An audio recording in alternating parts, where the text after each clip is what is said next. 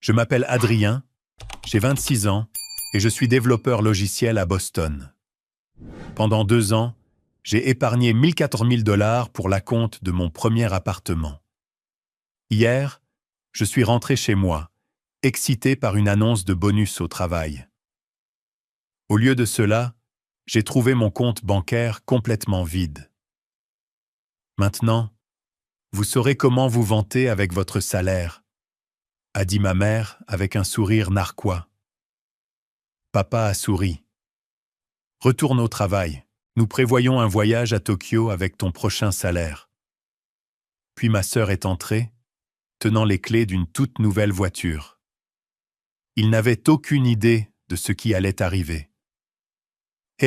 Avant de continuer cette histoire folle, laissez un commentaire où vous regardez et appuyez sur ce bouton d'abonnement si vous avez déjà été trahi par quelqu'un en qui vous aviez confiance.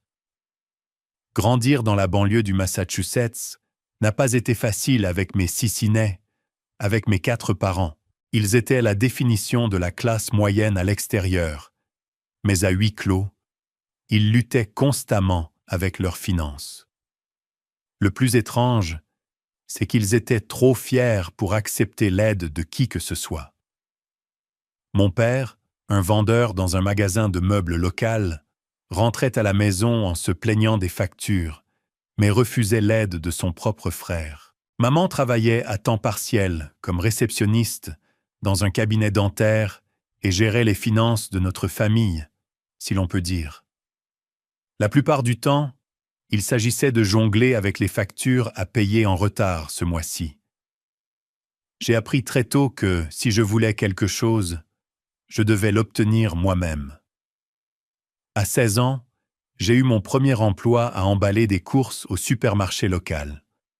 Quand les candidatures à l'université sont arrivées, mes parents m'ont réuni pour une discussion, pas sur les oiseaux et les abeilles, mais sur le fait qu'ils ne pouvaient pas se permettre de m'envoyer à l'université.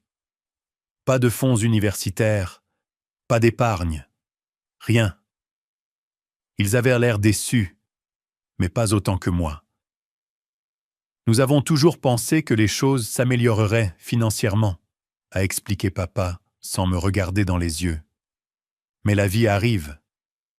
Cet été-là, j'ai travaillé 2 emplois et j'ai postulé à toutes les bourses imaginables. Lorsque les lettres d'acceptation sont arrivées, j'ai choisi l'université d'État qui offrait le meilleur programme d'aide financière.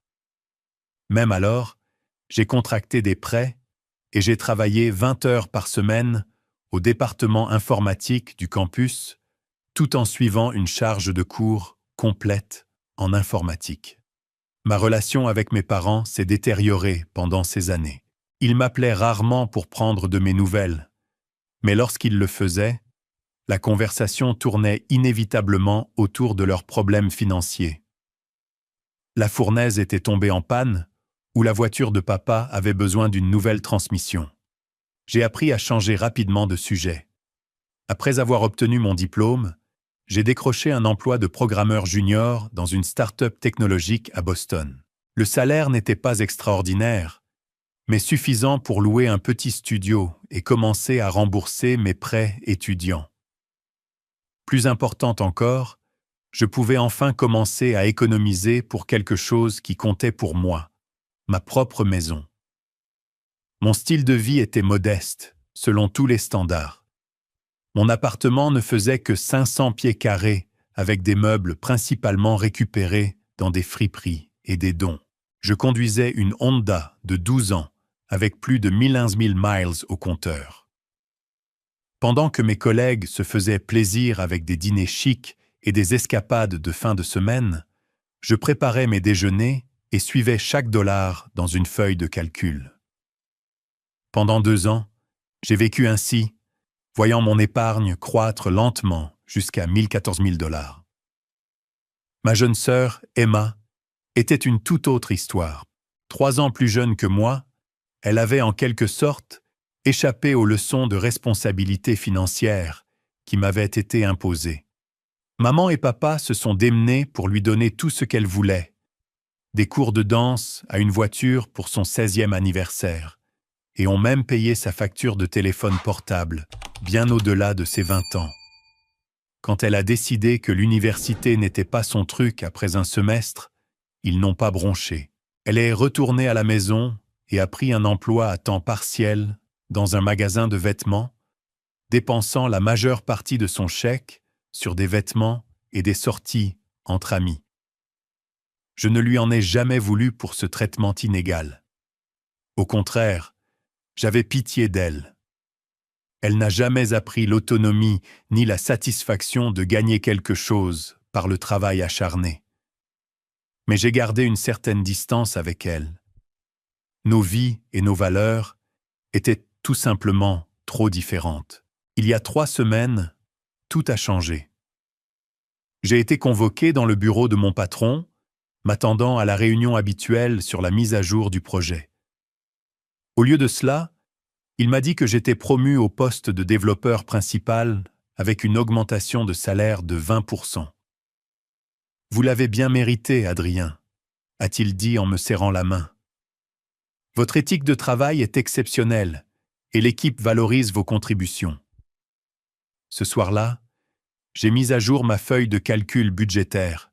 Avec cette augmentation, je pourrais atteindre mon objectif d'acompte de 5 000 $ dans les 6 mois. Pour la première fois, l'accession à la propriété semblait à portée de main. Un petit condo, rien de luxueux, mais à moi. Le lendemain, j'ai fait une grosse erreur. Je mettais à jour mon journal de mots de passe, un vrai carnet physique, où je gardais tous mes mots de passe cachés dans le tiroir de mon bureau.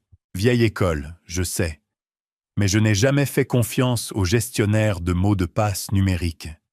J'ai écrit mon nouveau mot de passe bancaire, imaginant que personne ne le trouverait, encore moins l'utiliserait. 2 jours plus tard, maman a appelé, ce qui n'arrivait que rarement, à moins qu'elle n'ait besoin de quelque chose. « Adrien, ma chérie, nous avons entendu parler de ta promotion par l'ami d'Emma qui travaille dans ton immeuble. Nous sommes tellement fiers.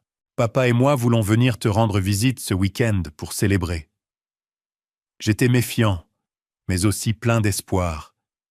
Peut-être qu'il reconnaissait enfin mes réalisations. Peut-être que notre relation pourrait évoluer vers quelque chose de plus sain. Bien sûr, j'ai accepté. Je peux cuisiner le dîner samedi. Oh non, nous t'emmènerons quelque part de bien. C'est nous qui payons, a-t-elle insisté. Tu le mérites. Ce samedi-là, j'ai travaillé tard pour finaliser un projet. Quand je suis rentré vers 19h, j'ai été surpris de trouver non seulement mes parents, mais aussi Emma dans mon appartement. Ils étaient entrés en utilisant la clé de secours que je leur avais donnée pour les urgences. La table était dressée avec de vrais verres à vin, pas les miens. Ils devaient les avoir apportés. Et papa débouchait une bouteille qui coûtait plus cher que ce que je dépensais généralement en vin par mois. « Voilà notre grand type de technologie », a crié papa quand je suis entré. Maman m'a serré fort dans ses bras. Nous avons commandé à cet endroit italien au coin de la rue. La nourriture devrait arriver d'une minute à l'autre. Emma était affalée sur mon canapé, faisant défiler son téléphone. « Félicitations, frère », a-t-elle dit sans lever les yeux. Quelque chose n'allait pas, mais j'ai mis ce sentiment de côté. Peut-être qu'ils étaient vraiment fiers de moi. Peut-être que c'était le début d'un nouveau chapitre dans notre relation. Si seulement j'avais écouté mon instinct. Le livreur est arrivé avec suffisamment de nourriture pour nourrir 8 personnes, pas 4. Papa a insisté pour payer avec une flouriche, sortant une carte de crédit que je ne reconnaissais pas. « Nouvelle carte ?» ai-je demandé distraitement. « Elle vient d'arriver par la poste ?» a-t-il répondu avec un clin d'œil. « Meilleur programme de récompense. » Nous nous sommes installés autour de ma petite table, nous faufilant avec la quantité excessive de nourriture entre nous. Maman a versé de généreux verres de vin pour tout le monde, et papa a levé son verre à Adrien qui montait dans le monde et nous rendait fiers. La conversation a coulé étonnamment bien. Ils ont posé des questions sur mon travail, semblaient intéressés par mes projets et n'ont jamais mentionné leurs problèmes financiers. C'était surréaliste, comme dîner avec des versions alternatives de mes parents. « Alors, quand vas-tu quitter ce placard ?» demanda papa en faisant un geste autour de mon petit appartement. « En fait, j'épargne pour un acompte, » ai-je dit, ressentant un rare moment de fierté. Je me rapproche de mon objectif. Maman et papa ont échangé un regard rapide que je ne pouvais pas interpréter. « C'est notre garçon, » dit maman, me tapotant la main. Toujours le responsable. Juste à ce moment-là, mon téléphone a vibré avec une notification. J'ai failli l'ignorer, mais quelque chose m'a fait vérifier. C'était la confirmation de retrait de mon application bancaire. « 1400 $, merci pour votre transaction. » Mon estomac s'est effondré. Je n'avais effectué aucun retrait. « Excusez-moi », ai-je marmonné, m'éloignant de la table. Les doigts tremblants, j'ai ouvert l'application et je me suis connecté. Le solde de mon compte d'épargne indiquait 46,78 $, juste les restes des 14 000 $ que j'avais passé 2 ans à accumuler. Le retrait avait eu lieu il y a 3 heures, alors que j'étais encore au travail. Je suis retourné à la table, le cœur battant. « Est-ce que l'un de vous deux a accédé à mon compte bancaire aujourd'hui ?» ai-je exigé, la voix tremblante. Maman s'est tamponnée la bouche avec une serviette, complètement calme. « Ne sois pas dramatique, Adrien. Mon épargne entière a disparu, 14 000 $ retirés aujourd'hui. Je ne l'ai pas fait. » Papa s'est penché en arrière sur sa chaise, faisant tourner son vin. « Considérez cela comme une leçon de vie, fils. » Je n'arrivais pas à croire ce que j'entendais. Une leçon de vie. C'est mon argent, l'argent pour lequel j'ai travaillé. L'expression de maman s'est durcie pour devenir quelque chose que je n'avais jamais vu auparavant. Maintenant, vous saurez comment vous vanter avec votre salaire. Peut-être que la prochaine fois, vous penserez à aider votre famille avant de dépenser pour un condo. Mon esprit a couru, essayant de comprendre ce qui se passait. Comment avez-vous même accédé à mon compte? Ton petit carnet de mots de passe n'était pas difficile à trouver. Emma a ajouté depuis le canapé, sans lever les yeux de son téléphone. Maman m'a demandé de regarder autour de moi quand j'ai rendu visite le mois dernier. Le mois dernier, Emma était passée sans prévenir, prétendant être dans le quartier. Elle avait demandé à utiliser ma salle de bain et avait été partie pendant près de 15 minutes. Je n'y avais rien pensé à l'époque. « Vous avez fouillé dans mes affaires ?» ai-je demandé, la trahison me poignardant plus profondément à chaque seconde. Papa a agité la main avec dédain. « Ne sois pas si sensible. Nous t'avons élevé, vêtu. Tu as eu un toit sur la tête pendant 18 ans. Tu nous dois. Je vous dois. Je me suis payé l'université. J'ai travaillé depuis l'âge de 16 ans. Et maintenant, tu vas bien alors que nous luttons, » a crié maman. « Ce n'est pas comme ça que fonctionne la famille, Adrien. La famille aide la famille. L'aide est quelque chose qu'on demande, pas quelque chose qu'on vole. » Je criais maintenant, incapable de contenir ma colère. Papa s'est levé, me pointant du doigt. « Fais attention à ton ton, garçon. Ce travail chic ne te rend pas meilleur que nous. » J'ai pris une profonde inspiration, essayant de me calmer. « Qu'avez-vous fait de mon argent ?»« Eh bien, » commença maman, se montrant soudainement satisfaite d'elle-même. « Nous avons payé quelques factures, acheté quelques nécessités, comme ce que j'ai interrompu. » Maman a fait un geste vers sa tenue. Cette blouse était en solde, et j'ai acheté à ton père de nouveaux clubs de golf. Il les mérite après avoir travaillé si dur toutes ces années. Et nous prévoyons de petites vacances, a ajouté papa. Nous ne sommes allés nulle part depuis des années. À Tokyo, ai-je dit platement, me souvenant de son commentaire précédent. avec mon prochain salaire aussi. Apparemment, il a eu l'audace de sourire. Maintenant, tu comprends? Tu gagnes tellement d'argent maintenant, tu ne le regretteras même pas. À ce moment-là, Emma s'est levée et a fait osciller un jeu de clés. Et merci pour la mise à niveau, frère, a-t-elle dit avec un sourire narquois. Ma vieille voiture était une telle épave. J'ai regardé les clés avec incrédulité. Tu lui as acheté une voiture avec mon argent. Juste une Honda d'occasion, dit maman sur la défensive. Rien de chic. C'est une Civic de 2 ans, s'est vantée Emma. Beaucoup mieux que ce tas de ferraille que tu conduis. La pièce a commencé à tourner.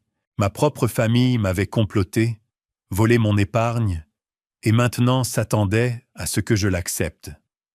2 ans de sacrifice partis en un après-midi dépensé en club de golf, vêtements, une voiture pour ma sœur et des vacances pour mes parents. Je veux mon argent, ai-je dit, la voix basse et dangereuse. Tout, maintenant. Maman a ri. Elle a réellement ri. Ne sois pas ridicule, Adrien. C'est dépensé. Alors, vends la voiture, rends les clubs, annule le voyage. Aucune chance, dit fermement papa. Mais, hey, avec ta nouvelle promotion, tu le récupéreras en un rien de temps. Dehors, ai-je murmuré. Qu'as-tu dit? Demanda maman, les yeux plissés. Sors de mon appartement, maintenant. Ma voix tremblait de rage. Maintenant, écoute ici, commença papa, mais je l'ai interrompu. Non, c'est toi qui écoutes. Tu m'as volé. Tu as trahi ma confiance. Sors avant que j'appelle la police. Maman s'est levée, ramassant son sac à main. La police? Contre tes propres parents. Tu n'oserais pas me tester. Emma, sentant enfin la gravité de la situation, s'est dirigée vers la porte. Peut-être que nous devrions y aller. C'est ainsi que vous nous traitez après tout ce que nous avons fait pour vous. Le visage de papa était rouge de colère. Laisse tes clés, leur ai-je dit. Tu n'as plus la permission d'entrer chez moi. Bien, claqua maman, jetant sa clé sur la table. Mais ne viens pas pleurer auprès de nous quand tu réaliseras à quel point la vie est solitaire sans famille. Papa s'est penché près de moi en passant. C'est ton appartement. Drôle. Je pensais que c'était moi qui avais cosigné le bail parce que ta cote de crédit n'était pas assez bonne. Un appel au propriétaire. Je n'y avais pas pensé. Papa avait effectivement cosigné mon bail lorsque j'avais emménagé pour la première fois, avant que je n'aie établi une bonne cote de crédit. Là, vous ne le feriez pas, ai-je dit. Mais le sourire narquois sur son visage m'a dit qu'il le ferait absolument. Dehors d'ici demain, dit-il, où nous verrons à quel point ce travail chic compte quand tu seras sans abri. Ils sont partis, claquant la porte derrière eux. Je suis resté dans mon appartement, entouré de nourriture à moitié mangée. Je ne voulais pas de verres à vin qui n'étaient pas les miens, et la connaissance dévastatrice que ma propre famille m'avait systématiquement trahi. Je me suis affalé sur le sol, le dos contre le mur, et j'ai fait quelque chose que je n'avais pas fait depuis que j'étais enfant. J'ai pleuré. Je ne pouvais pas rester dans mon appartement cette nuit-là. Les murs semblèrent se refermer sur moi, chaque coin retenant un nouveau souvenir de trahison. J'ai emballé un sac de couchage, attrapé mon ordinateur portable et me suis enregistré dans un hôtel économique au centre-ville. 49 $ la nuit que je ne pouvais plus vraiment me permettre, mais j'avais besoin d'espace pour réfléchir. Allongé sur le lit d'hôtel rigide, fixant des taches d'eau au plafond, les souvenirs ont afflué. Papa empruntant les 20 $ que j'avais gagnés en tondant des pelouses quand j'avais 12 ans, promettant de me rembourser à la paix. Il ne l'a jamais fait. Maman prenant l'argent d'anniversaire qui m'avait été envoyé pour le mettre dans ton fonds universitaire, un fonds dont j'ai appris plus tard qu'il n'existait jamais. Le schéma était là depuis le début. J'étais juste trop jeune pour le reconnaître, et plus tard trop plein d'espoir que les choses aient changé. Le sommeil m'a échappé. Vers 3 heures du matin, j'ai ouvert mon ordinateur portable et j'ai commencé à rechercher mes options juridiques. Accès bancaire non autorisé, vol, fraude, il y avait sûrement des recours à ma disposition. J'ai rédigé un email à ma banque expliquant la situation, puis je me suis endormi d'un sommeil agité juste à l'aube. La réponse de la banque est arrivée en milieu de matinée. Étant donné que le mot de passe avait été utilisé pour l'accès, et étant donné que je n'avais aucune preuve que je ne l'avais pas partagé volontairement avec mes parents, il y avait peu qu'ils pouvaient faire. Ils ont suggéré de déposer un rapport de police si je croyais qu'un crime avait été commis. Un crime commis par mes propres parents. Pourrais-je vraiment faire ça? Malgré tout, un sentiment de loyauté familiale profondément ancré me retenait. Ils m'avaient élevé, aussi imparfaitement que ce soit. Pourrais-je vraiment les voir arrêtés?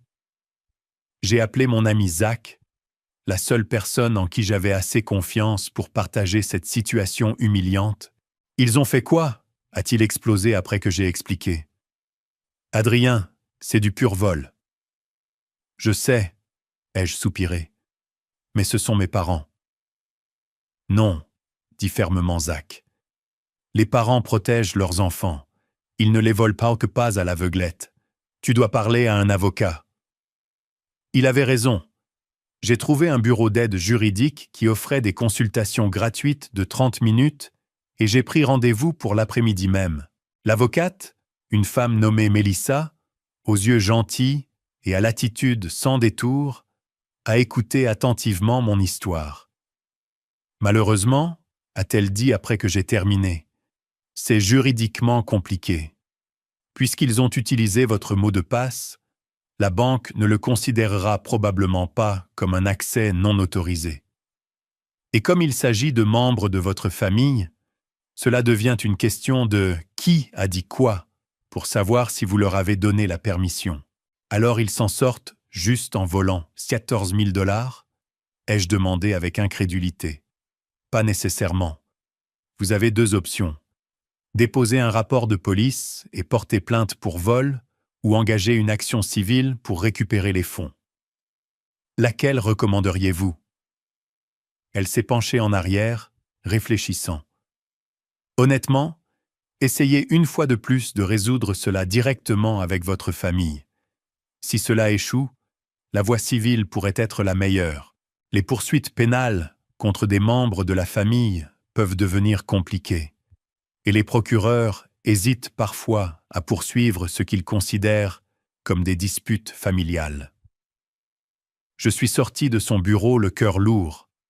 Je devais prendre une décision.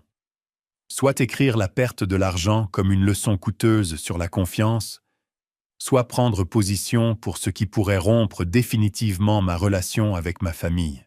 Alors que je rentrais à mon hôtel, mon téléphone a vibré avec des SMS de ma mère. Ton père a parlé au propriétaire.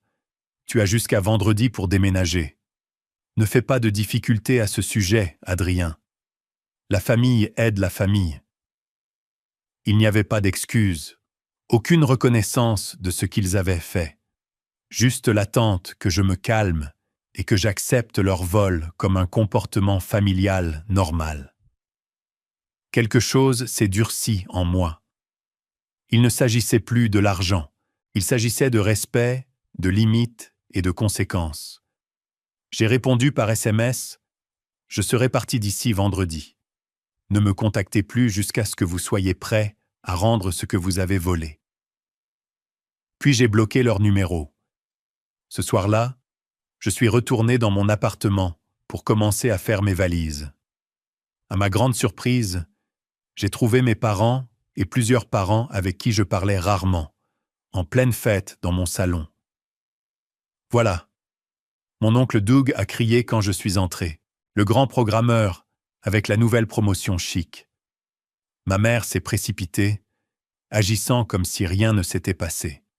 « Adrien, chéri, j'ai essayé de te joindre, Nous voulions célébrer avec toute la famille. Je me suis tenu figé dans l'embrasure de la porte de mon propre appartement, regardant des parents se prélasser sur mes meubles, manger de la nourriture que je n'avais pas achetée, célébrant une promotion qui avait conduit à la pire trahison de ma vie. Me dirigeant vers la cuisine pour m'éloigner de la foule, j'ai entendu mon père parler à ma tante, Linda. « Ouais, Adrien s'en sort tellement bien !» a-t-il insisté. Il nous a aidés à payer nos cartes de crédit, à acheter une voiture fiable à Emma.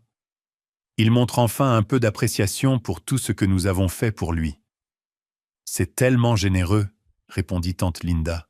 « Mes enfants pourraient en prendre une leçon. » Mon père a ri. « Eh bien, nous avons dû le pousser un peu. Tu sais comment ces jeunes sont tous obsédés par eux-mêmes. Mais je dis toujours qu'on n'a pas vraiment réussi tant qu'on ne peut pas redonner à ceux qui nous ont élevés. » « Absolument, » a convenu tante Linda. « Alors, qu'est-ce que tu fais avec le reste de son argent ?» « Patricia a toujours voulu voir le Japon, » répondit papa, faisant référence à ma mère. « Je pense que nous allons le faire en grand style. Des billets en première classe, de beaux hôtels. Le prochain bonus d'Adrien devrait couvrir ça nicely. » Son prochain bonus. Il n'avait pas fini. Il s'attendait à ce que ce soit un arrangement continu. Accès à mon argent quand il le voulait. Je me suis retiré dans ma chambre, j'ai verrouillé la porte et je me suis appuyé contre elle. Mon esprit s'emballait. Ce n'était pas un vol unique, c'était le début d'un plan systématique pour m'exploiter financièrement pendant des années. Je devais sortir, pas seulement de cet appartement, mais de cette dynamique familiale toxique. J'avais besoin d'espace pour réfléchir, planifier et me protéger. Le lendemain matin, j'ai appelé pour dire que j'étais malade au travail pour la première fois, depuis que j'avais été embauché. J'ai passé la journée à chercher un appartement, trouvant finalement un petit studio dans un immeuble sécurisé avec un portier.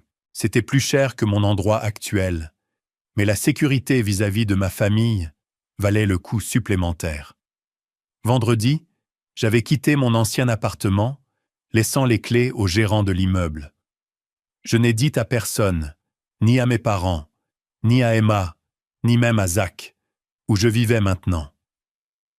J'avais besoin de temps pour rassembler mes pensées et formuler un plan. Mon nouvel appartement était dépouillé, juste un matelas par terre, mes vêtements et mon équipement informatique. Mais c'était le mien. Et pour la première fois depuis des jours, j'ai eu l'impression de pouvoir respirer à nouveau. Ce soir-là, j'ai fait une liste de tout ce que je devais faire pour me protéger d'une exploitation future. Nouveau compte bancaire dans une autre banque. Mot de passe modifié pour tout.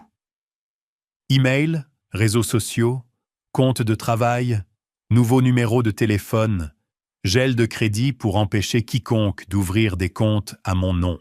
C'était un début, mais je savais que ce n'était pas suffisant. Tôt ou tard, je devrais confronter ma famille au sujet de ce qu'ils avaient fait, et quand ce moment viendrait, je devais être préparé. Lundi matin, je suis retourné au travail avec des cernes sous les yeux, mais l'esprit clair. Mon patron, Marc, l'a remarqué immédiatement. « Week-end difficile ?» a-t-il demandé alors que nous nous croisions dans le couloir. « Juste quelques problèmes familiaux », ai-je répondu, pas prêt à partager les détails. « Eh bien, ne laissez pas cela affecter votre travail. Ce projet Anderson a besoin de toute votre attention. » J'ai hoché la tête et me suis dirigé vers mon bureau, me plongeant dans le codage pour échapper à mes problèmes personnels.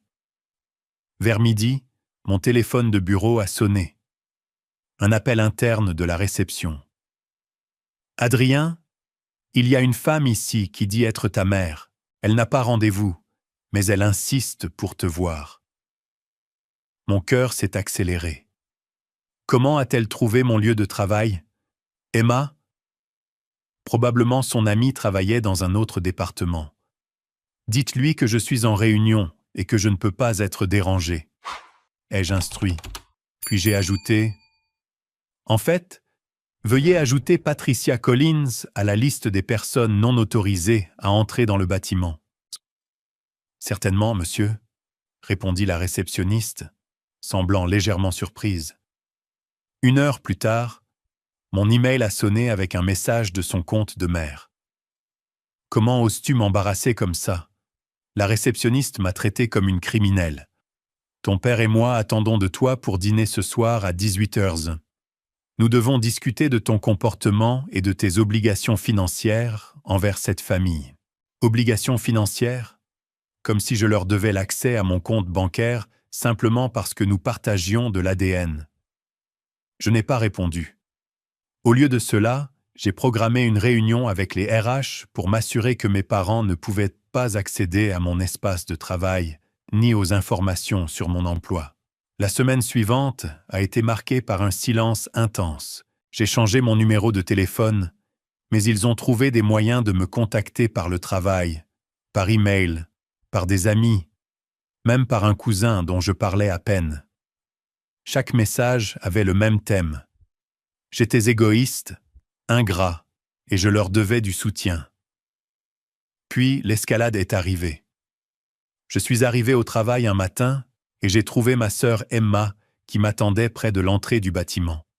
« Tu dois leur parler, » a-t-elle dit, en se joignant à moi. « Ils me rendent folle. »« Chez, ce n'est pas mon problème, » ai-je répondu froidement.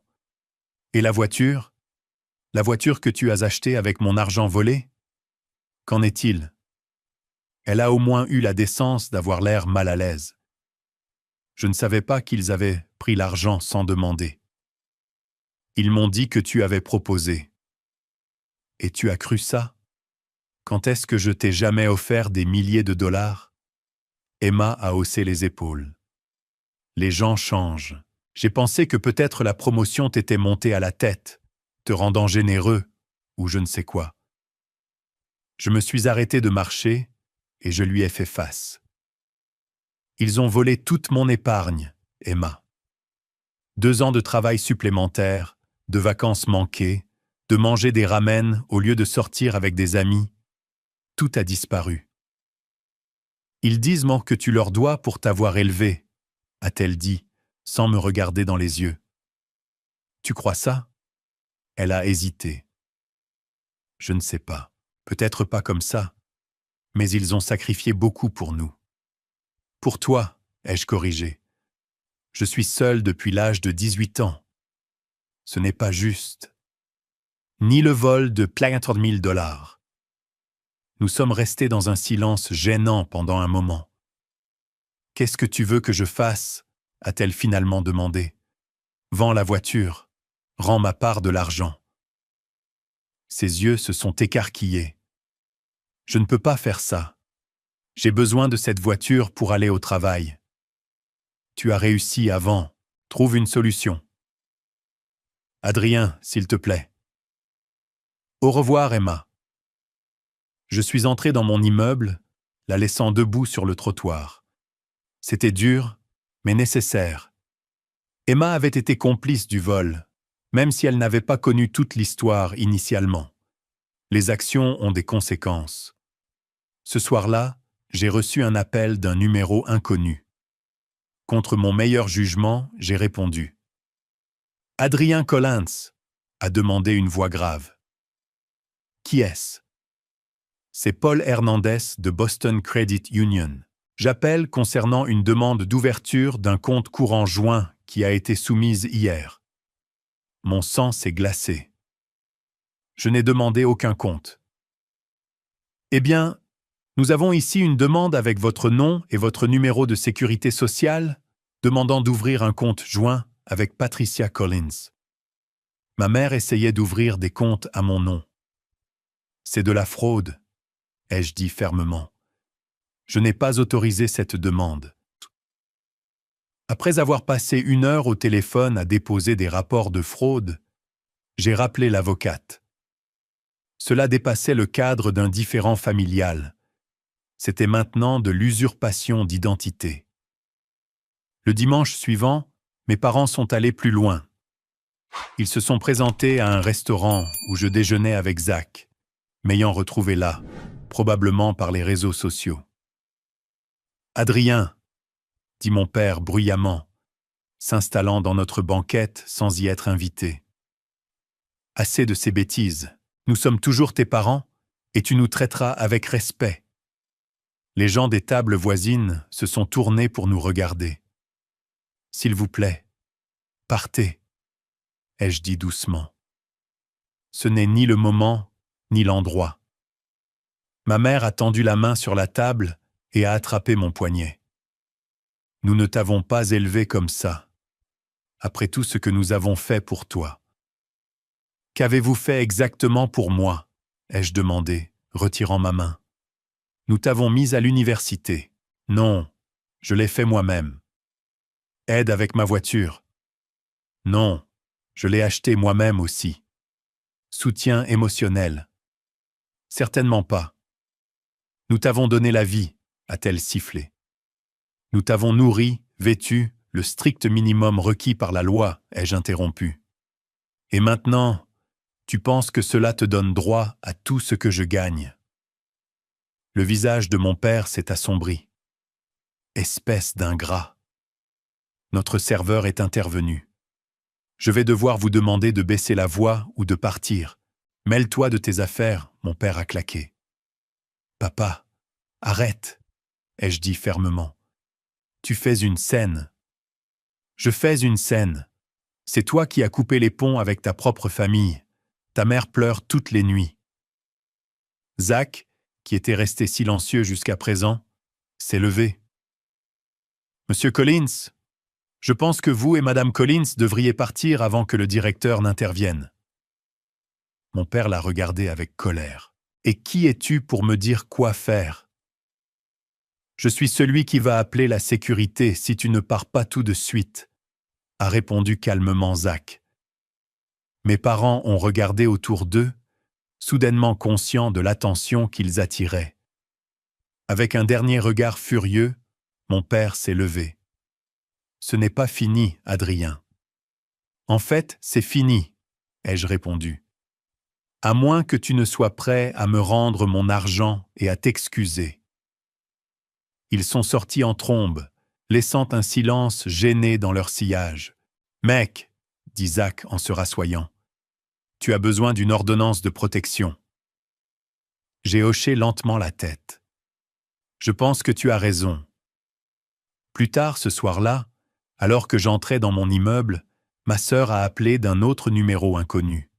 « Adrien, tu dois savoir quelque chose, » a-t-elle dit, sa voix inhabituellement sérieuse.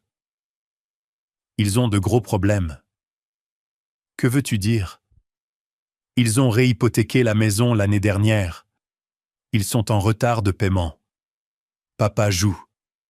C'est grave. » « Pourquoi me dis-tu ça ? » « Parce que je pense qu'ils ont pris ton argent pour sauver la maison, pas pour un voyage ou des clubs de golf. Ils se noient, Adrien. » Pendant un moment, j'ai ressenti une pointe de sympathie. Puis je me suis souvenu de la façon callous dont ils justifiaient leur vol. Cela n'excuse pas ce qu'ils ont fait, Emma. Non, a-t-elle convenu, me surprenant. Ça n'excuse pas, mais j'ai peur pour eux. Après avoir raccroché, je me suis assis sur mon matelas nu, pensant que si Emma disait la vérité, la situation financière de mes parents était encore pire que je ne l'imaginais. Mais cela rendait leurs actions plus calculées, pas moins. Ils ne m'avaient pas volé impulsivement. Ils l'avaient planifié, ciblant mon épargne comme solution à des problèmes qu'ils avaient eux-mêmes créés. Le soir suivant, contre mon meilleur jugement, j'ai accepté de les rencontrer dans un lieu neutre, un café au centre-ville. Je suis arrivé en avance, j'ai choisi une table avec une vue claire sur les sorties et j'ai attendu. Ils sont entrés ensemble, l'air moins confiant que je ne les avais jamais vus. Les yeux de ma mère étaient rougis de larmes, et mon père semblait avoir vieilli de plusieurs années en quelques semaines. « Merci de nous rencontrer », commença maman en s'asseyant. Je n'ai pas répondu, j'ai juste attendu. Papa s'éclaircit la gorge. « Fils, nous avons peut-être été hâtifs dans la façon dont nous avons géré les choses. »« Hâtifs » ai-je répété. « Vous m'avez volé 14 000 $, menacé de me rendre sans abri, tenté de commettre une fraude d'identité et harcelé au travail. Ce n'est pas hâtif, c'est criminel. » Maman sursauta. « Nous sommes tes parents, Adrien. Nous avions besoin d'aide. »« Alors vous auriez dû demander de l'aide, » ai-je interrompu. « Vous ne pouvez pas décider de ce qui arrive à mon argent. » Nous étions désespérés, admit papa. La banque menaçait de saisie. Alors tu as pensé voler mon argent était la solution. Pas vendre tes clubs de golf ou les bijoux de maman ou réduire la maison.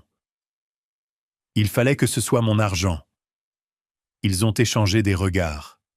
« Nous sommes une famille, » dit maman, comme si cela expliquait tout. « La famille ne vole pas à la famille, » ai-je répondu fermement. « La famille respecte les limites. Que attends-tu de nous ?» demanda papa, la voix creuse. « Je veux mon argent. Tout. Et je veux des excuses écrites reconnaissant que ce que vous avez fait était mal. »« Nous n'avons pas l'argent, » dit maman. « C'est dépensé. »« Alors, vendez la maison, vendez la voiture, trouvez des emplois de livreur de pizza si vous devez, trouvez une solution. » L'expression de papa s'est durcie.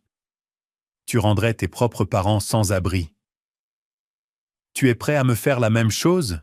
lui ai-je rappelé. « Les actions ont des conséquences. »« Alors c'est tout ?» demanda maman, les larmes aux yeux. « Nous ne représentons plus rien pour toi maintenant. » Je me suis levé, les laissant assis dans un silence stupéfait. En m'éloignant, j'ai ressenti un mélange curieux de tristesse et de force. Pour la première fois de ma vie, j'avais posé une limite claire à mes parents.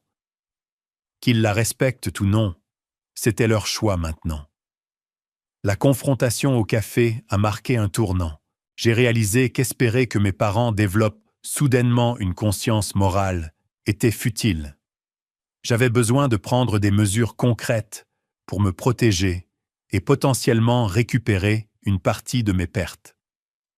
Premièrement, stopper. Un nouveau conseiller financier recommandé par le service des ressources humaines de mon entreprise.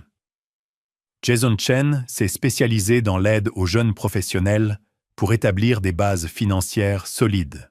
Ce qui vous est arrivé n'est malheureusement pas rare, a dit Jason après que j'ai expliqué ma situation. L'exploitation financière familiale arrive plus souvent que les gens ne le pensent. Ensemble, nous avons créé un plan de protection complet.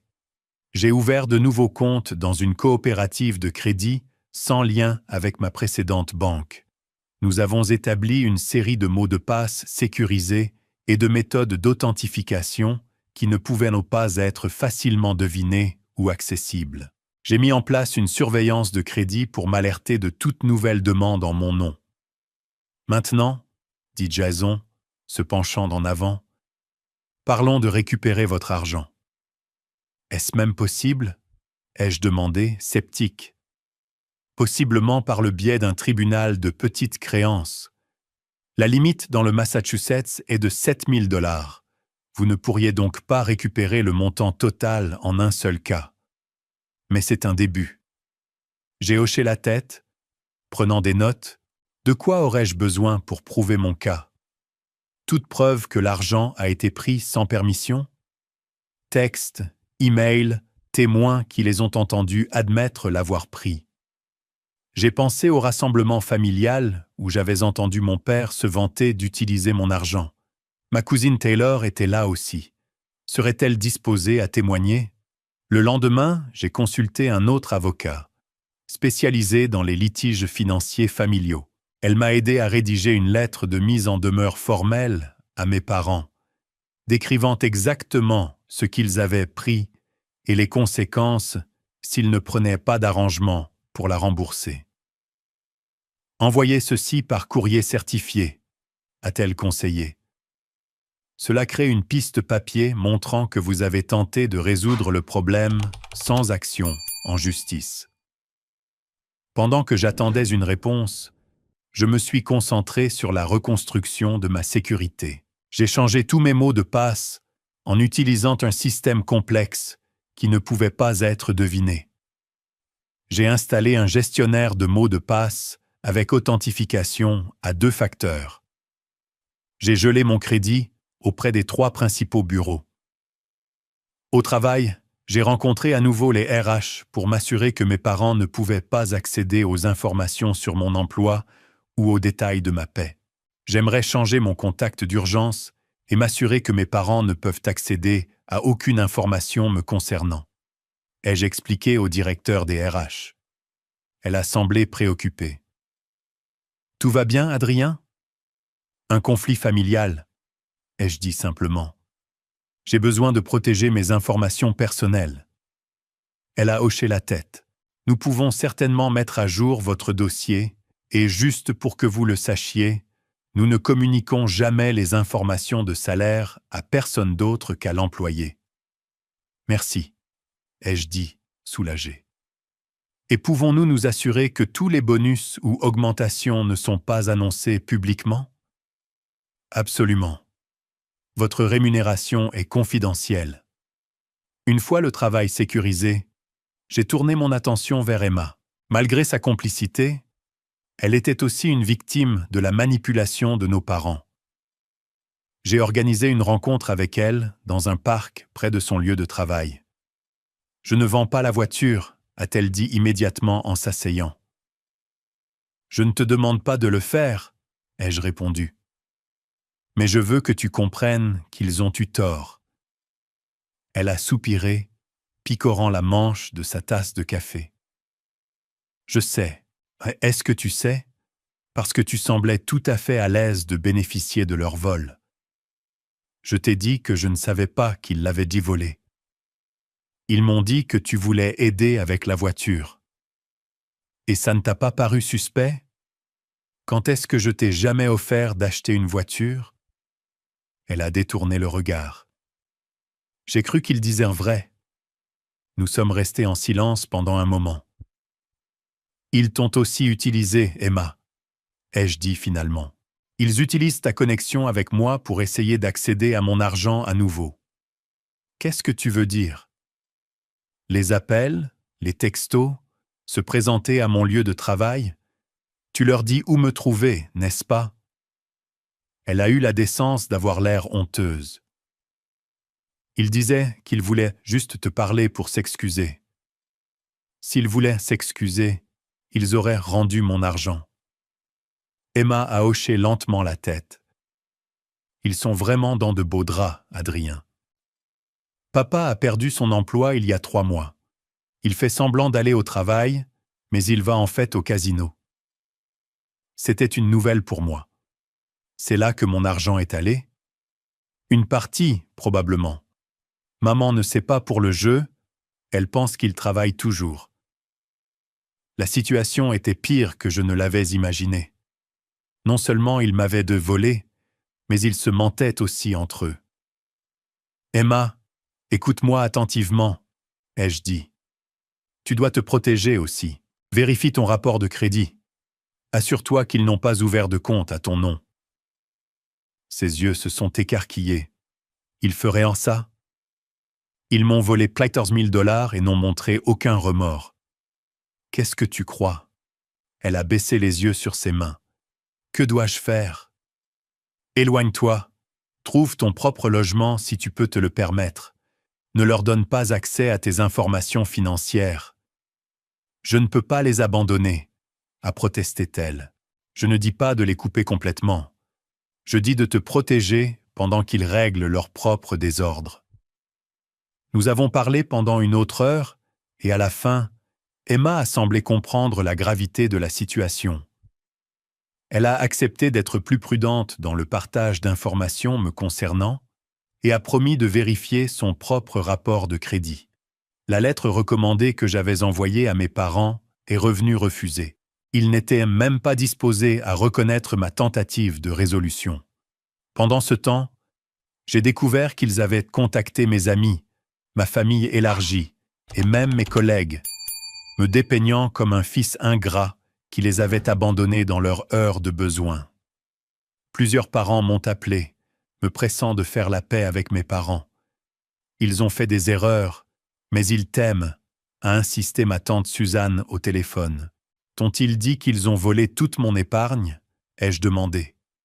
Ils ont dit qu'ils ont emprunté de l'argent pour une urgence, et maintenant tu refuses de leur parler. Ils n'ont rien emprunté. Ils l'ont pris sans permission. C'est du vol. Ce sont des parents, Adrien. La famille aide la famille. Cette phrase encore. Elle semblait être la justification de tout. Serait-il acceptable pour toi que ton fils vole ton fonds de retraite ? Ai-je demandé. Eh bien, bien sûr que non. Mais alors, ne t'attends pas à ce que je sois d'accord. Un par un, j'ai eu ces conversations avec les membres de la famille. Certains ont compris ma position une fois qu'ils ont entendu toute l'histoire. D'autres sont restés fermement du côté de mes parents, incapables ou réticents à voir leurs actions comme étant mauvaises. Puis est arrivé un allié inattendu. Ma tante Patricia, la sœur de ma mère, m'a appelé tard un soir. J'ai entendu parler de ce qui s'est passé, a-t-elle dit sans préambule. Et je veux que tu saches que je te crois. Tu le fais ? J'étais sincèrement surpris. Ils m'ont fait la même chose il y a 10 ans.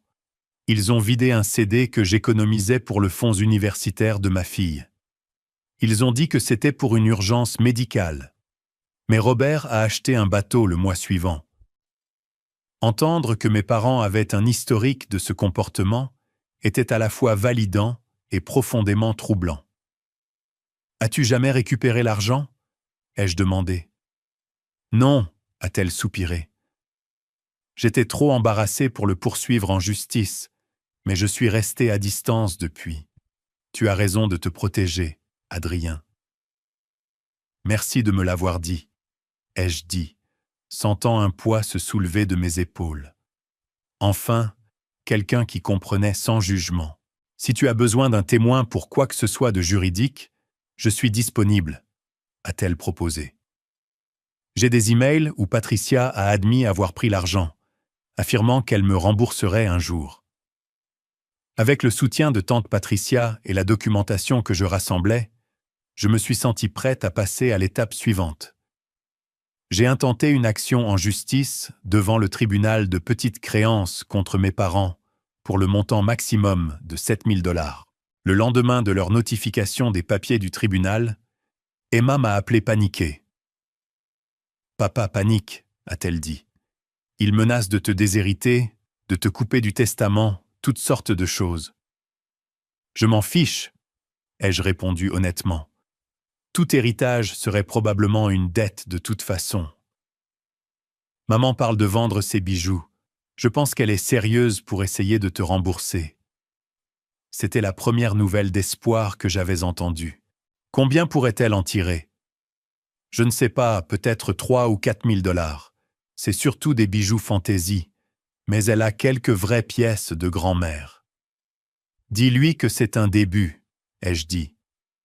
Mais je n'annulerai pas le procès tant que je n'aurai pas vu l'argent réel.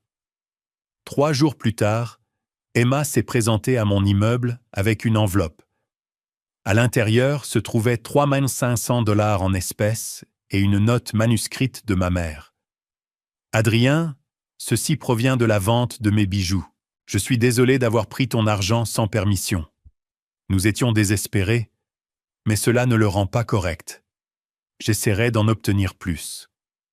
Maman. » Ce n'était pas le montant total et les excuses étaient vagues, mais c'était quelque chose. J'ai envoyé un SMS à Emma. « Dis à maman que j'ai reçu l'argent et que j'apprécie l'effort. Je le créditerai sur le total, mais nous irons toujours au tribunal à moins que le montant total ne soit rendu. » Le lendemain, Emma m'a envoyé une photo d'un reçu, montrant qu'elle avait vendu sa voiture, Ma voiture, en fait, pour 6 000 $. Je garde assez pour une voiture d'occasion bon marché, a-t-elle écrit. Le reste est à toi. Au final, entre les bijoux de ma mère et une partie de la vente de la voiture, j'ai récupéré un peu plus de 7 000 $, la moitié de ce qui avait été pris. Ce n'était pas parfait, mais c'était plus que ce à quoi je m'attendais à récupérer. J'ai accepté d'annuler le procès en échange d'une reconnaissance signée par les deux parents qu'ils avaient pris l'argent sans permission, et d'une promesse de ne plus jamais tenter d'accéder à mes comptes. Mon père a signé à contre-cœur, ma mère avec des larmes aux yeux. Aucun des deux n'a pleinement reconnu la profondeur de leur trahison, mais ils avaient au moins fait face à certaines conséquences pour leurs actions. Juste au moment où je pensais que la situation se stabilisait, mes parents ont escaladé d'une manière que je n'avais jamais anticipée. Un mardi matin, alors que je me rendais à une réunion client importante, ils se sont présentés à mon lieu de travail sans prévenir. « Monsieur, il y a un couple à la réception qui insiste pour vous voir », a dit mon chef d'équipe en m'interpellant. « Ils disent être vos parents et que c'est une urgence. » Mon cœur s'est effondré. Ce n'est pas une urgence. Ils essaient de causer des problèmes. Dois-je appeler la sécurité? J'ai hésité. Faire escorter mes parents par la sécurité créerait exactement le genre de scène qu'ils voulaient. « Laissez-moi gérer », ai-je dit, me dirigeant vers la réception. Ils se tenaient au milieu de la zone d'attente, mon père rouge et ma mère essuyant de fausses larmes. « Adrien !» a-t-elle crié dramatiquement en me voyant. « Dieu merci, nous avons essayé de vous joindre pendant des jours. » Plusieurs de mes collègues se sont tournés pour regarder. C'était exactement ce que je ne voulais pas. « Il n'y a pas d'urgence », ai-je dit doucement, mais fermement. « Et vous connaissez mon numéro de téléphone si vous aviez besoin de me joindre. » « Comment as-tu pu traîner tes propres parents en justice ?» demanda mon père bruyamment. « Après tout ce que nous avons fait pour toi. » Les gens regardaient vraiment maintenant. J'avais besoin de les faire sortir avant que cela n'endommage ma réputation professionnelle. « Parlons dehors », ai-je dit, faisant signe vers la porte. « Nous n'allons nulle part tant que tu ne t'expliqueras pas, » insista papa, sa voix montant encore plus. « Tout le monde ici devrait savoir quel genre de fils tu es. » À ce moment-là, mon patron Marc est sorti d'une salle de conférence. « Y a-t-il un problème ici ?» a-t-il demandé, son expression neutre, mais son ton sévère. « Ce sont mes parents », ai-je expliqué. « Ils partaient. »« Nous n'allons certainement pas. »« Ma mère, » protesta-t-elle. « Nous sommes venus raisonner notre fils qui a été... » « Monsieur et Madame Collins, » interrompit Marc. « Je suis Mark Davidson, le manager d'Adrien. Quels que soient les problèmes familiaux que vous rencontrez, ce n'est pas l'endroit pour les résoudre. Je vais devoir vous demander de partir avant que j'appelle la sécurité. » « Bien, » claqua papa. « Mais tout le monde devrait savoir qu'Adrien poursuit ses propres parents alors que nous sommes sur le point de perdre notre maison. » Alors qu'ils étaient escortés par la sécurité, ma mère s'est tournée pour s'adresser à la zone de réception maintenant silencieuse. Il a laissé ses propres parents devenir sans abri pour... seul. Il caractérisait toujours le vol comme de la solitude. Marc s'est tourné vers moi après leur départ. « Prends le reste de la journée, Adrien. Gère ça. Je suis désolé pour ça, » ai-je dit, mortifié. « Ils m'ont volé de l'argent. » Il a levé la main. « Tu n'as pas besoin d'expliquer. Mon père a vidé mon fonds universitaire pour acheter une moto quand j'avais 18 ans. Je comprends. » Sa compréhension était inattendue et profondément appréciée. « Merci, » ai-je dit simplement. « Assure-toi juste que ça ne se reproduise pas. C'est un lieu d'affaires. » J'ai hoché la tête et je suis retourné à mon bureau pour ramasser mes affaires. La nouvelle de la scène s'était déjà propagée dans le bureau, et je pouvais sentir des yeux curieux me regarder. Alors que je partais, une collègue nommée Diana s'est approchée de moi. « Hé, j'ai entendu ce qui s'est passé. Je suis vraiment désolé. »« Merci, » ai-je dit, embarrassé. « Ma mère m'a fait quelque chose de similaire il y a quelques années, » a-t-elle continué. « Elle a ouvert des cartes de crédit à mon nom, les a maxées. Il m'a fallu 2 ans pour nettoyer ma cote de crédit. Comment as-tu géré ça ?» ai-je demandé, curieux. J'ai finalement déposé un rapport de police. C'était la chose la plus difficile que j'ai jamais faite, mais c'était le seul moyen de nettoyer ma cote de crédit. Votre relation a-t-elle survécu? Elle a souri tristement. Nous ne parlons plus beaucoup maintenant, mais honnêtement, c'est probablement pour le mieux. Ce soir-là, déterminé à comprendre l'étendue complète de la situation financière de mes parents, j'ai fait quelque chose que j'avais évité. Je les ai recherchés dans les registres publics. Ce que j'ai trouvé m'a choqué. 3 privilèges sur leur maison, un jugement d'une société de cartes de crédit, une action de saisie en cours, et le plus troublant de tout, une faillite déposée il y a 5 ans dont je n'avais rien su. Ils n'étaient pas tombés récemment, dans des temps difficiles. Ils étaient financièrement irresponsables depuis des années, voire des décennies, et maintenant ils s'attendaient à ce que je les sorte d'affaires, à être la solution à des problèmes qu'ils avaient eux-mêmes créés. Armé de cette connaissance, j'ai appelé Emma. « Savais-tu que maman et papa ont fait faillite il y a 5 ans ?» ai-je demandé sans préambule. Elle a été silencieuse pendant un moment. « Oui », a-t-elle finalement admis. « Ils m'ont fait promettre de ne pas te le dire. » « Pourquoi ?» Ils étaient embarrassés, je suppose.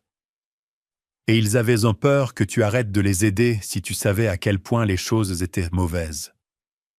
Quand m'ont-ils jamais aidé financièrement? Encore une pause. Adrien, ils prennent de l'argent sur tes comptes depuis que tu es à l'université.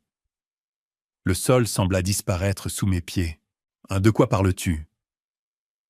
Tu te souviens de ce compte joint que tu as ouvert quand tu avais 18 ans?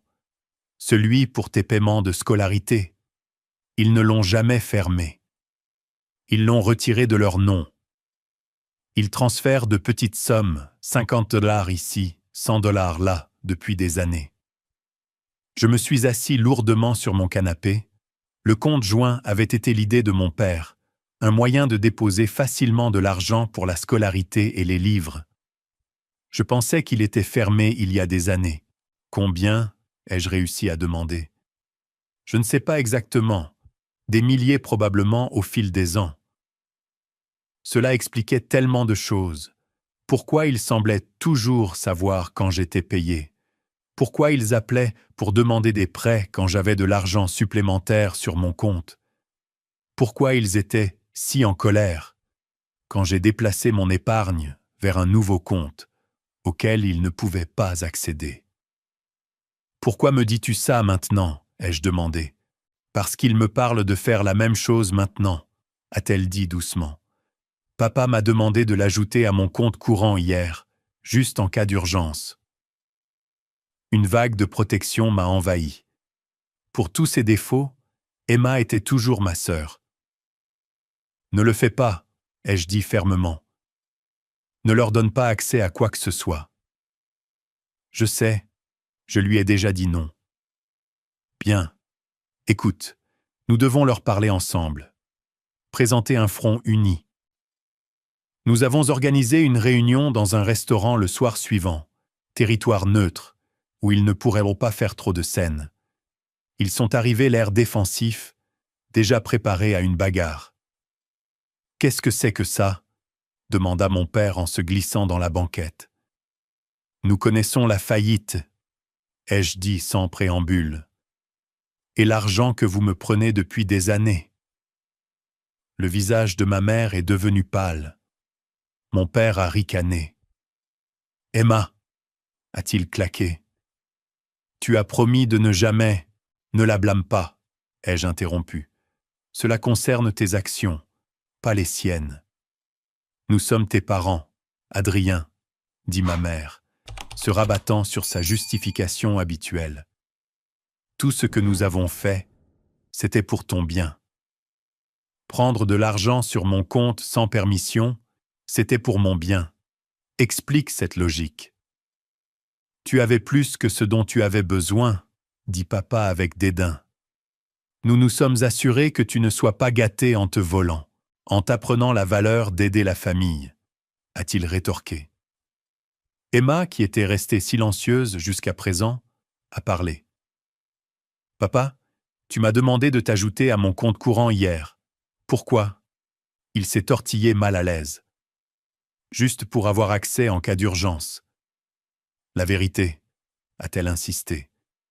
Mon père a détourné le regard. Ma mère a fixé ses mains. Nous sommes de nouveau en retard sur l'hypothèque, a-t-elle finalement admis. La banque menace de saisie, même après avoir pris mes 14 000 $, ai-je demandé avec incrédulité. Ça n'a pas suffi, a marmonné papa. Nous avions d'autres dettes.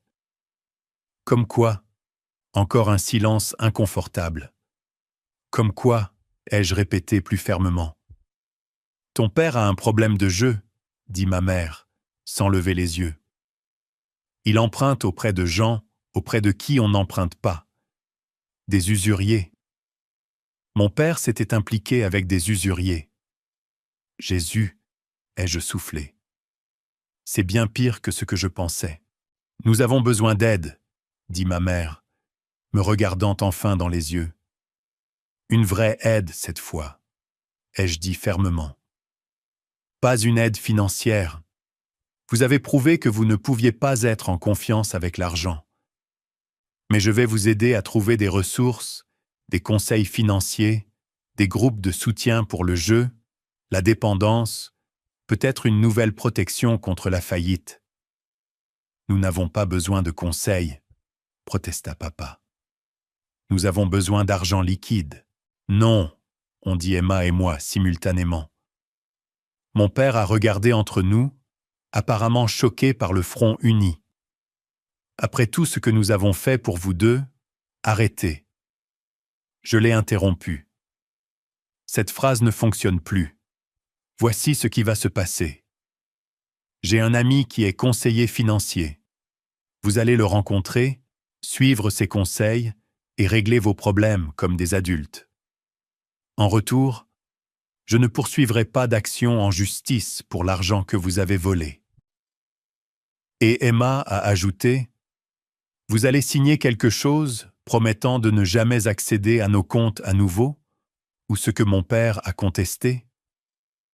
J'ai sorti mon téléphone et je l'ai levé.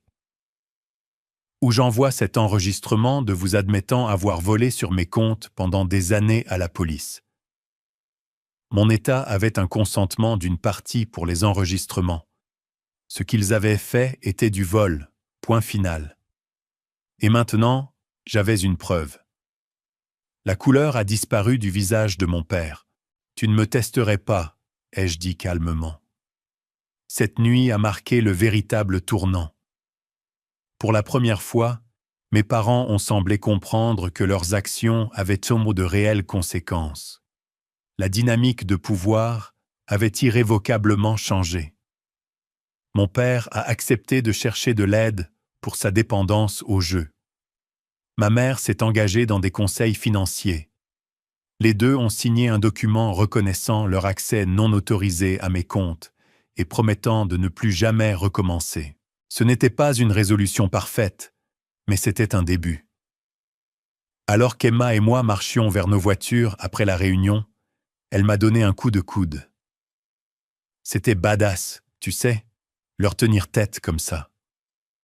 J'ai souri tristement. Je me sentais plutôt mal, en fait. Ouais, a-t-elle convenu. Mais nécessaire. Penses-tu qu'ils suivront? Elle a haussé les épaules. Peut-être. S'ils ne le font pas, au moins nous avons essayé. Au moins nous avons essayé, ai-je fait écho. Pour la première fois depuis des semaines, j'ai eu l'impression de pouvoir respirer à nouveau. L'argent était toujours perdu, mais j'avais regagné quelque chose de plus précieux, mon autonomie et mon respect de soi. 6 mois passèrent. Fidèles à leurs paroles, mes parents ont suivi des conseils financiers et mon père a rejoint les joueurs anonymes. J'ai gardé mes distances, demandant des mises à jour détaillées à Emma, plutôt que de communiquer directement avec eux. La confiance, une fois brisée, prend du temps à se reconstruire, si tant est qu'elle puisse se reconstruire. Je me suis concentré sur le rétablissement de ma situation financière. Ma promotion avait augmenté mon salaire, et sans le drain constant des urgences de mes parents, j'ai trouvé que je pouvais à nouveau économiser. C'était plus lent cette fois. J'étais plus prudent, plus délibéré avec chaque dollar. Mon nouvel appartement est devenu une maison. J'ai investi dans un vrai lit, un canapé confortable, un bureau pour mon ordinateur, de petits luxes qui me rappelaient que mon argent m'appartenait et que je pouvais l'utiliser comme bon me semblait. Ma relation avec Emma s'est approfondie. Elle avait suivi mes conseils et avait emménagé dans son propre appartement, établissant ainsi son indépendance vis-à-vis de nos parents pour la première fois de sa vie. Nous dînions ensemble chaque semaine, comparant nos notes sur la vie d'adulte et nous soutenant mutuellement dans nos limites avec nos parents. Papa a encore demandé de l'argent hier, m'a-t-elle raconté au dîner un vendredi soir. Juste 20 $ pour l'essence, a-t-il dit. Qu'as-tu fait? Ai-je demandé. Je lui ai dit non. Elle a souri fièrement. C'était difficile, mais je l'ai fait. Bien pour toi. Il s'est mis en colère. Il a dit que je tournais comme toi. Elle a souri. Je lui ai dit que j'espérais. 3 mois après leur conseil financier, mes parents ont vendu leur maison, celle qu'ils avaient beau failli perdre à plusieurs reprises. Ils ont réduit leur taille pour vivre dans un petit condo, réduisant considérablement leurs dépenses mensuelles. C'était une décision pratique, bien que très attendue. À la marque des 9 mois, j'ai reçu une lettre de ma mère. Pas un email ou un SMS, mais une vraie lettre manuscrite. À l'intérieur se trouvait un chèque de 3 000 $ et une note. Adrien, ceci est un autre paiement pour ce que nous t'avons pris. Le conseiller financier nous a aidés à créer un plan de remboursement. Tu recevras 500 $ chaque mois jusqu'à ce que le montant total soit restauré. Nous savons que l'argent seul ne peut pas rétablir la confiance, mais nous espérons que c'est un début. Avec regret et amour. Maman. Ce n'était pas une excuse parfaite, mais c'était un progrès sincère. J'ai déposé le chèque, m'attendant à moitié à ce qu'il soit rejeté. Il ne l'a pas été. Fidèles à leurs paroles, 500 $ arrivaient chaque mois après cela. Je les ai tous mis dans un compte d'épargne séparé, pas tout à fait confiant qu'ils continueraient, pas tout à fait prêt à m'y fier. 1 an après le vol initial, j'ai clôturé l'achat de ma première maison, un petit condo d'une chambre dans un immeuble sécurisé. Ce n'était pas l'endroit dont j'avais rêvé à l'origine, mais c'était le mien, acheté avec de l'argent que j'avais gagné et protégé.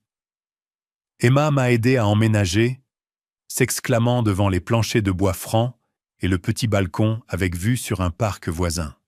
« Tu l'as fait », a-t-elle dit alors que nous nous effondrions sur mon canapé après avoir transporté la dernière boîte. « Malgré tout, tu l'as fait. »« Nous l'avons fait, » l'ai-je corrigé. « Tu es dans une meilleure situation aussi. » Aïe, elle a hoché la tête pensivement. Je n'aurais jamais déménagé si tout ça n'était pas arrivé. Aussi horrible que cela ait été, peut-être que nous avions besoin du signal d'alarme. Ce soir-là, alors qu'Emma rentrait chez elle, je me suis assis seul dans mon nouvel espace et j'ai réfléchi au douloureux voyage de la dernière année. J'avais perdu 1 000 $ dont la moitié avait été récupérée. Mais j'avais acquis quelque chose de bien plus précieux, la connaissance que je pouvais me défendre, même contre les personnes qui étaient censées m'aimer le plus. J'avais appris que la famille signifiait le respect, pas l'exploitation. Que les limites sont nécessaires, même peut-être surtout avec les parents. La leçon la plus difficile avait été d'accepter que les parents que je voulais, bienveillants, respectueux, financièrement responsables, n'étaient pas les parents que j'avais. Je devais faire face à la réalité de qui ils étaient, pas au fantasme de qui j'aurais souhaité qu'ils soient. Mon téléphone a vibré avec un SMS de ma mère. « Félicitations pour votre nouvelle maison. Ton père et moi sommes fiers de toi. » J'ai regardé le message longtemps avant de répondre. « Merci. Peut-être que vous pourrez venir un jour. » Ce n'était pas un pardon, pas complètement, mais c'était une ouverture, une possibilité. Le processus de guérison serait long. La confiance, une fois brisée, ne se répare pas facilement. Mais j'étais sur la bonne voie. Nous l'étions tous à notre manière. Les 14 000 $ qu'ils ont pris m'ont enseigné des leçons qu'aucun montant d'argent ne pouvait acheter. Que j'étais plus fort que je ne le pensais. Que le véritable amour ne vient pas avec des conditions financières. Que parfois, la chose la plus saine que l'on puisse faire pour une relation est d'établir des limites fermes. Plus important encore, j'ai appris que la sécurité financière ne concerne pas seulement les chiffres sur votre compte bancaire. Il s'agit de se protéger contre ceux qui exploiteraient votre générosité, même s'ils partagent votre ADN. Aujourd'hui, ma relation avec mes parents est prudente, mais cordiale. Nous parlons occasionnellement, nous nous rencontrons pour les fêtes, mais les questions financières restent strictement interdites. Emma s'est épanouie en une femme plus confiante et indépendante, prudente avec son argent et protectrice de ses limites.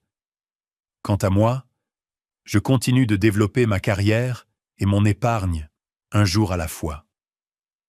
La trahison fera toujours partie de mon histoire, mais elle ne me définit plus. Au lieu de cela, c'est un chapitre qui m'a rendu plus sage, plus fort et plus compatissant envers les autres qui ont vécu des trahisons familiales similaires. Si vous avez déjà eu quelqu'un en qui vous aviez confiance violer cette confiance, surtout un membre de votre famille, sachez que vous n'êtes pas seul. Il est normal de se protéger. Il est normal de fixer des limites et il est absolument normal d'exiger mieux des personnes qui prétendent vous aimer. Avez-vous déjà dû fixer des limites difficiles avec des membres de votre famille concernant l'argent ou d'autres problèmes? Laissez un commentaire ci-dessous et partagez votre expérience. Votre histoire pourrait aider quelqu'un d'autre qui traverse quelque chose de similaire.